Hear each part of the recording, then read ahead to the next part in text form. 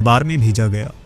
खुसरू के सामने सहाबी रसूल ने बुलंद आवाज से खत को पढ़ा, जिसका मतन कुछ यूं था: सलाम हो उस पर जो हिदायत की पैरवी करे। मैं तुम्हें इस्लाम की दावत देता हूँ।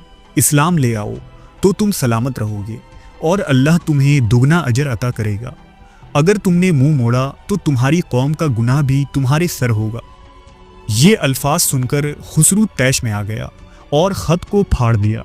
उसने अपने एक सरदार को मदीना मुनव्वरा पर चढ़ाई करने का हुक्म दिया। हुजूर को जब उसकी इस हरकत की खबर मिली तो आपने फरमाया कि जिस तरह उसने मेरे ख़त को टुकड़े टुकड़े किए हैं, इसी तरह खुदा उसकी सल्तनत को टुकड़े टुकड़े कर डालेगा। ये बात हर्फ ब हर्फ दुरुस्त साबित हुई और थोड़े अरसे बाद खुसरू परवेज़ को खुद उसके बेटे ने कत्ल कर डाला।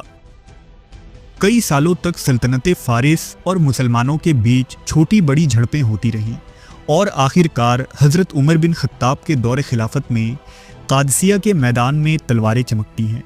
एक तरफ सासानी फ़ौज और दूसरी तरफ इस्लामी मुजाहिदीन। इस जंग में ईरानी पहलवान रुस्तम मारा गया और फ़ारसी सिपाही मैदान जंग से भाग खड़े हुए।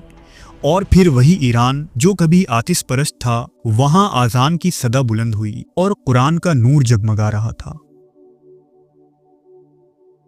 गर्चा शुरू में ईरान के आतिश परस्तों ने इस्लाम को बतौर हुकूमत कबूल किया था, लेकिन आहिस्ता आहिस्ता इस्लाम उनके दिलों में उतर गया।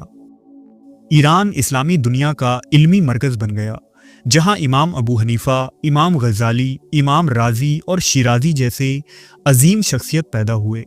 ईरान इस्लाम की रूह से बदल गया और आतिश परस्तों की ये सरजमीन इस्लामी दुनिया का एक रूहानी मरकज़ बनकर उभरा। फ़ारसी उलमाए दीन ने अरबी फ़िक़्ह व हदीस को दुनिया के सामने पेश किया और इस्लामी इल्मुल कलाम और फ़लसफ़ा के नित नए दरवाज़े खोले। ईरानियों में इस कदर दीन का फैलाव होना हतमी था, क्योंकि खुद रसूलुल्लाह सल्लल्लाहु अलैहि वसल्लम ने फरमाया था कि अगर दीन इस्लाम सिरिया सितारे के पास भी चला जाए तो भी फ़ारसी लोग वहाँ जाकर उसे हासिल करेंगे। फ़ारसियों ने जिस कदर इल्म दीन में तरक्की हासिल की और इस्लाम को सर बुलंद किया, ये उस हदीस की सदाकत है।